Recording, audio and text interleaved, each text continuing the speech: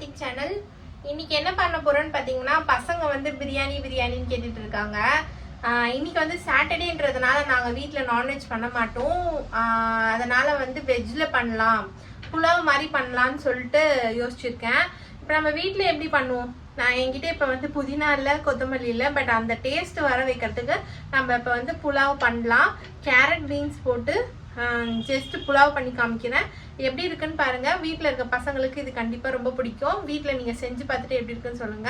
நம்ம வீடியோக்குள்ளே போகலாம். அதுக்கு முன்னாடி யாராவது காயத்ரி கார்த்திக் சேனலை சப்ஸ்கிரைப் பண்ணாமல் இருந்தீங்கன்னா ப்ளீஸ் சப்ஸ்கிரைப் பண்ணுங்க. வாங்க வீடியோக்குள்ளே போகலாம். குக்கர் வந்து நல்லா சூடாயிடுச்சு. சூடானதும் நம்ம வந்து எண்ணெய் விட்டுக்கலாம் தேவையான அளவு. அதுக்கப்புறம் பார்த்தீங்கன்னா நெய் வந்து சேர்த்துக்கலாம்.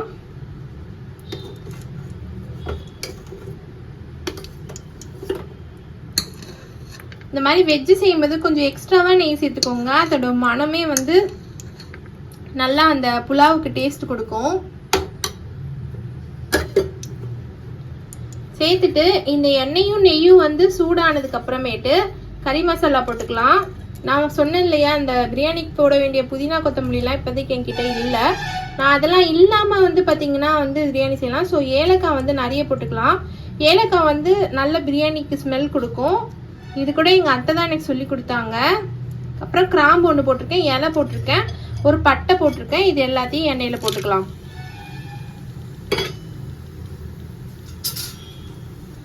போட்டுட்டு லைட்டாக வாட்டிக்கலாம்.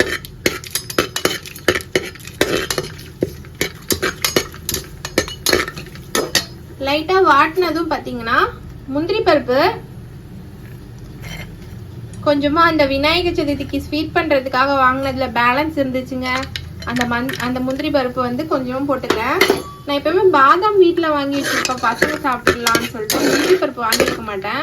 பாதாமாவது சாப்பிடலாம், முந்திரி பருப்புலாம் நிறைய சாப்பிடக்கூடாதுன்னு சொல்லுவாங்க. அதனால வந்து முந்திரி பருப்பு அப்பப்போ சாமி கும்பிடுறது இல்லை ஏதாவது ஸ்வீட் செய்யும் போது வாங்குறது தான். அந்த முந்திரி பருப்பையும் போட்டு இதோட வந்து வாட்டிக்கிறேன்.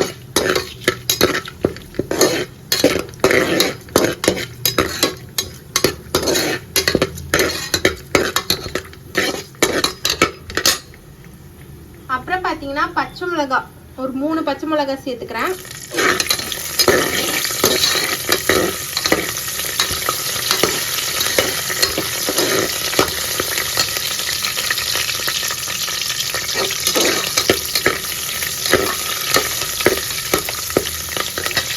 இது கூடயே பார்த்தீங்கன்னா நான் வந்து வெங்காயம் வந்து ஒரு 3 வெங்காயம் கட் பண்ணி வச்சுருக்கேன். 3 மீடியம் சைஸ் வெங்காயம், அதை வந்து சேர்த்துக்கலாம்.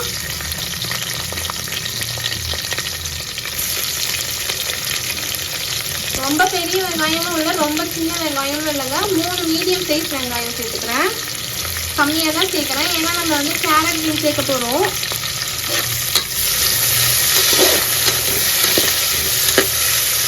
இந்த வெங்காயத்தை நல்லா சிவப்பாகிற வரைக்கும் வதக்கிக்கலாம். கோல்டன் ப்ரௌன் ஆகிற வரைக்கும் வதக்கிக்கலாம்.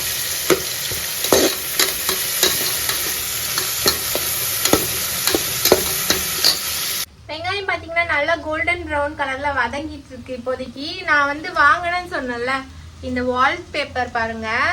ஆக்சுவலி சிலிண்டர் பின்னாடி தான் ஒட்டலான் இருந்தேன். அதில் வந்து நான் வால்பேப்பர் ஒட்டி வச்சுருக்கேன். அந்த வால்பேப்பர் வந்து பார்த்தீங்கன்னா ரொம்ப க்ரீஸியாக இருக்குது. அதனால் அங்கே வந்து ஸ்டிக் பண்ண முடியல என்னால். அதனால வந்து இங்கே ஒட்டியிருக்கேன். நல்லா இருக்கான்னு சொல்லுங்கள், எப்படி இருக்குன்னு சொல்லுங்கள். இதை பார்க்கறதுக்கு வந்து பார்த்தீங்கன்னா அட்டையில் பண்ண மாதிரியே இல்லை, கார்ட்போர்ட் மாதிரி தான் இருக்குது. நான் எப்படி வந்து மீஷோவில் வாங்கும்போது ஃபீல் பண்ணணும் அதே மாதிரி தான் இருக்குது. எப்படி இருக்குன்னு சொல்லிட்டு கமெண்ட் பண்ணுங்கள். என்ன வெங்காயம் வதங்கிடுச்சு பார்ப்போம்.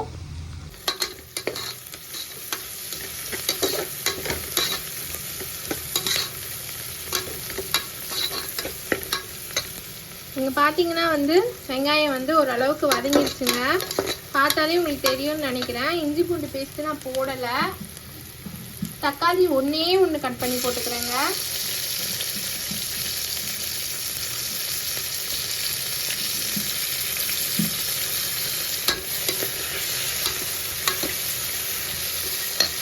ஒன்று கட் பண்ணி தக்காளியை போட்டும் சேர்த்து வதக்கிக்கிறேன். இது கூடயே வந்து பார்த்தீங்கன்னா நல்லா கேரட் பீன்ஸ் கொஞ்சம் தாராளமாகவே சேர்த்துக்கிறேன்.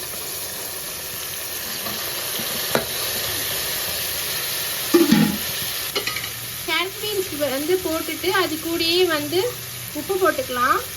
உப்பு போட்டு கொஞ்சம் நேரம் வந்து நல்லா வதக்கிக்கலாம். ஏன்னா வந்து வெஜிடபிள்ஸ் கூட நல்லா வந்து பார்த்திங்கன்னா இந்த உப்புலாம் இறங்கி சூப்பர் டேஸ்ட் கொடுக்கும். அதுக்காக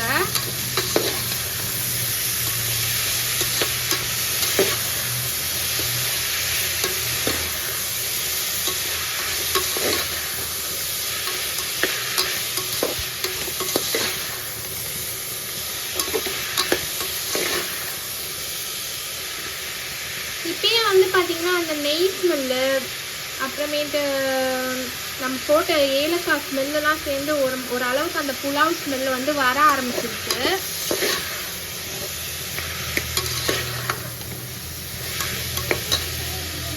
வெஜிடபிள்ஸ் பார்த்தீங்கன்னா நல்லா வதங்கிடுச்சு. இங்கே பாருங்க, இது என்ன பவுடர்னு பார்த்தீங்கன்னா அன்னைக்கு அத்தை வந்து ப்ரான் பிரியாணி பண்ணாங்கல்ல, அந்த ப்ரான் பிரியாணிக்கு பிரியாணி மசாலா வந்து அரைச்சாங்க. அந்த பவுடர் தாங்க இது. இது இல்லைன்னா நீங்கள் கடையில் வந்து பிரியாணி மசாலா பாக்கெட் வாங்கி கூட போட்டுக்கலாம். இது எப்படி செய்யணும்னு சொல்லிட்டு உங்களுக்கு தெரியணும்னா நீங்கள் வந்து கமெண்ட் பண்ணுங்கள். கண்டிப்பாக நான் வந்து வீடியோவாக அப்லோட் பண்ணுறேன் இந்த மசாலா போடுறதுக்கு. இப்போ வந்து வெஜிடபிள்ஸ் நல்லா வதங்கிடுச்சு. இப்போ இந்த பவுடர் போட்டுக்கலாம்.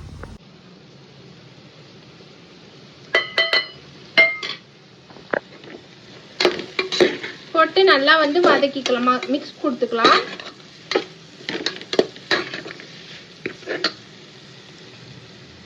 மிக்ஸ் கொடுத்துட்டு அரிசி பாருங்க, சாப்பாடு அரிசி தாங்க. நான் பிரியாணி அரிசி கூட சேர்க்கல, இன்னைக்கு சாப்பாடு அரிசி தான் சேர்க்குறேன். சாப்பாடு அரிசி வந்து நான் 2.5 கிளாஸ் சேர்த்துக்கிறேங்க. இப்போ அரிசியை வந்து இதோட சேர்த்துக்கலாம்.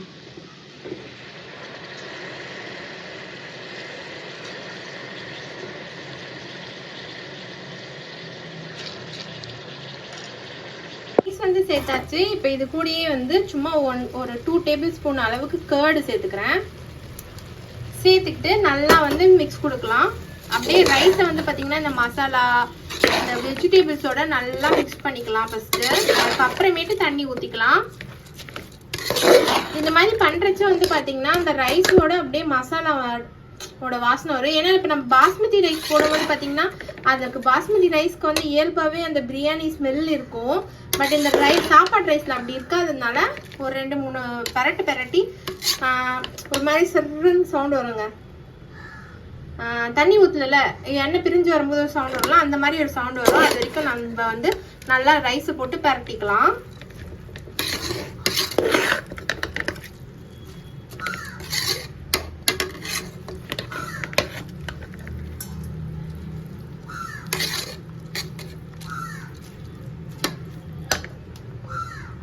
உங்களுக்கு கேட்குது அந்த சவுண்டு?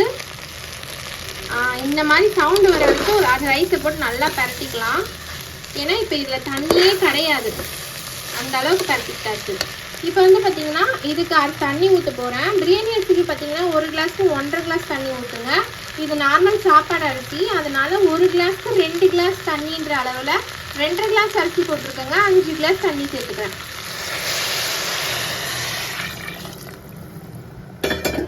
பிரியாணி வாசனை எனக்கு வர ஆரம்பிச்சிச்சு. நீங்கள் வீட்டில் செஞ்சு பாருங்கள், உங்களுக்கும் கண்டிப்பாக வரும். நல்லா வந்து மிக்ஸ் பண்ணிவிட்டு குக்கரை வந்து மூடி வச்சிடலாம். இந்த மாதிரி நீங்கள் வீட்டில் வந்து எதுவும் இல்லை, பசங்க வந்து ரொம்ப விரும்பி கேட்குறாங்க சாப்பிட்றதுக்கு அப்படின்ற சமயத்தில் கண்டிப்பாக செஞ்சு கொடுக்கலாம். ஆமாம் தானேங்க? ஆமாண்ணா சொல்லிட்டு கமெண்ட் பண்ணுங்கள்.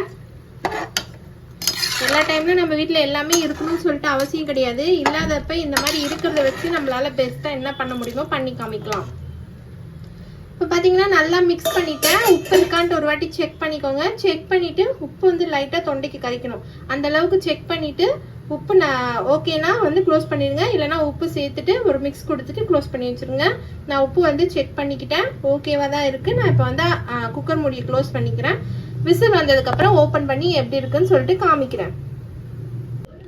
இங்கே பாருங்க, 2 விசில் வந்ததுக்கு அப்புறமேட்டு ஓப்பன் பண்ணி பார்த்தோம். நம்மளோட வெஜ் புலாவ் வந்து சூப்பராக கமகமன்னு ரெடி ஆயிடுச்சு.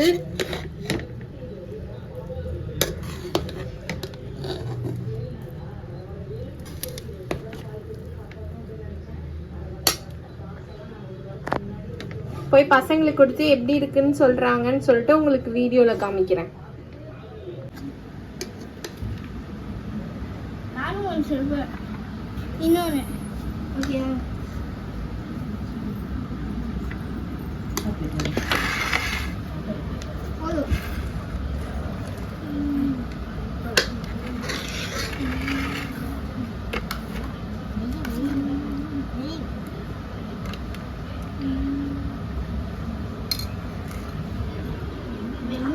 வெஜிடபிள் புலாவ் கேட்டிங்களே, பிரியாணின்னு கேட்டிங்களே. இன்னைக்கு அம்மா வீட்டில் பிரியாணி பண்ண மாட்டோம், அதனால அம்மா வெஜிடபிள் புலாவ் பண்ணியிருக்கேன். வெஜிடபிள் புலாவ் எப்படி இருக்குன்னு சாப்பிட்டு சொல்லுங்க.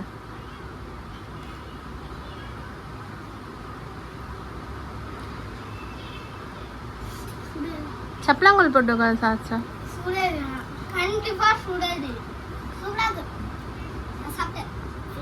சூப்பரா இருக்கா? சாப்பிட்றீங்களா? ஃபுல்லா சாப்பிட்டு வந்து வீடியோ காலி பிளேட்டா காமிக்கணும்.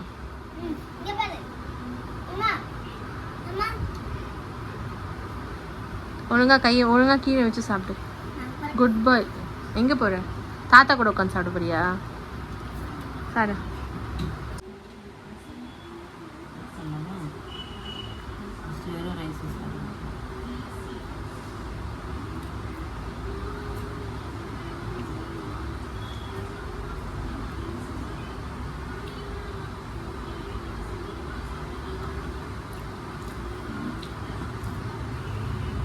தானே இருக்கு. சூப்பரா இருக்கு. சாப்பிட்டு பாரு, எம்மையா இருக்கு. நிஜமா இது ஒண்ணுமே போடல இருந்துச்சு அம்மா, அவ்வளவு சூப்பரா இருக்கு. சாப்பிட்டு பாரு. வாய் வைக்கிறதுக்கு முன்னாடியே நீ உன்னோட சஜஷன் சொல்லக்கூடாது. சாப்பிட்டு முழுங்கிட்டு சொல்லு. நல்லா தான் இருக்கு. செம்ம சூப்பரா இருக்கு. சூப்பரா இருக்கா? நல்லா இருக்கு. ஏன்னா இப்ப இதுல வந்து பிரியாணி சீல நம்ம பண்ணல, இஞ்சி பூண்டு பேஸ்ட் போடல, புதினா கொத்தமல்லி போடல. இந்த பிரியாணி புலாவ் தேங்காய் பால் சாதம் மாதிரி இருக்கு. அந்த டேஸ்ட் நல்லா இருக்கு. ட்ரை பண்ணி பார்க்க சொல்லுங்க. இதே ட்ரை பண்ணி பாருங்க. இதே மாதிரி இஞ்சி பூண்டு எதுவும் போடாம, புதினா கொத்தமல்லி போடாம, வீட்டில் என்ன இருக்கோ அதை வச்சு சிம்பிளா இன்னும் செஞ்சா கூட நல்லா பிரியாணி மாதிரி தான் இருக்கு. நல்லா இருக்கு.